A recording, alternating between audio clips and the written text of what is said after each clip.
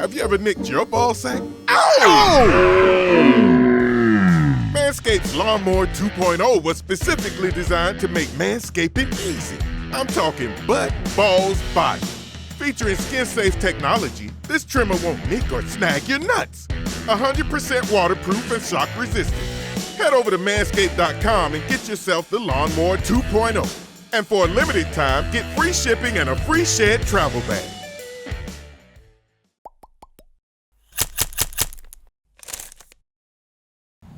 The first game back in Foxborough, the New England Patriots down the Carolina Panthers 10-3 on Thursday night. I'm Sierra Goodwill, joined by Mike Pachalia and Evan Lazar. Guys, it wasn't the most exciting game, but the third preseason game of the year is always kind of looked forward to because that's when the ones usually get to see some live action for the first time.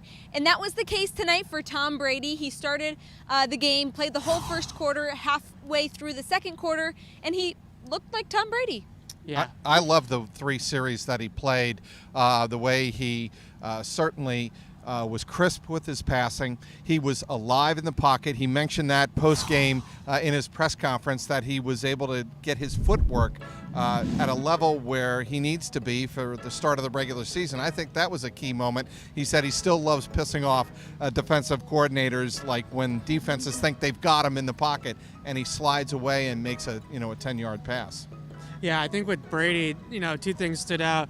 One, I know the throw to Izzo is going to get a lot of attention, and it was a great throw. I mean, that's an absolute dart up the seam. But the one to Philip Dorsett on the sideline was an 18-yard out, and Brady had pressure in his face, and he kind of threw it a little bit off his back foot, and he still drove the ball all the way out there to Philip Dorsett. And I look at that, I'm like, that is not a 42-year-old quarterback's arm. Like, other 42-year-old quarterbacks, like Peyton Manning at the end of his career, is not hitting that throw. There's no way. So you see a throw like that, you see the dart to Izzo, and you look at the arm strength, and you just say to yourself, all right, Brady's ready to go. This is Father Time is still, they're still holding him off, And let's talk a little bit more about Philip Dorsett.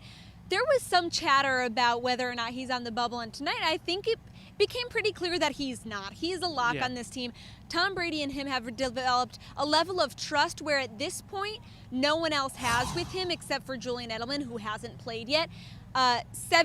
He was targeted 7 times, made 7 catches. He was the trusty guy when Tom Brady needed a play to be made. He targeted Philip Dorsett. I think what's significant about this is without Julian Edelman, you need somebody on that field who Tom Brady can rely on, and Philip Dorsett is turning into that guy, because we have heard so many times in the past, 5, 6, 7 years, that when the top 2 receivers for Tom Brady are out, he has nobody to turn to.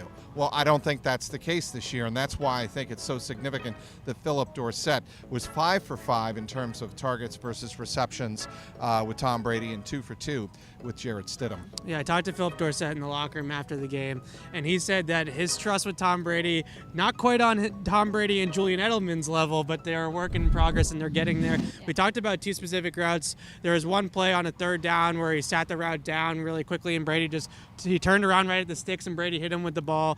And then there was the sideline out that I talked about with Brady. Both times, Philip Dorsett, when I brought those routes up, he said, well, Tom wanted me to be in a certain spot, and I just ran to that spot. And it was like he knew what spot Tom wanted him to be in, and Tom knew where he was going to be. He said on the play where Brady was under pressure, the sideline out, that Brady actually didn't see Philip Dorsett open. He just threw it to a spot, and Dorsett was right where he needed to be. So you hear stuff like that, and that's very optimistic, obviously, that those two chemistry is really growing. And I thought that, like Trag said, with Jacoby Myers, with some of the other guys that were out there tonight, the chemistry was on one level, and it upped pretty significantly when it was Brady to Philip Dorsett. You could tell that those two had been playing together for a while.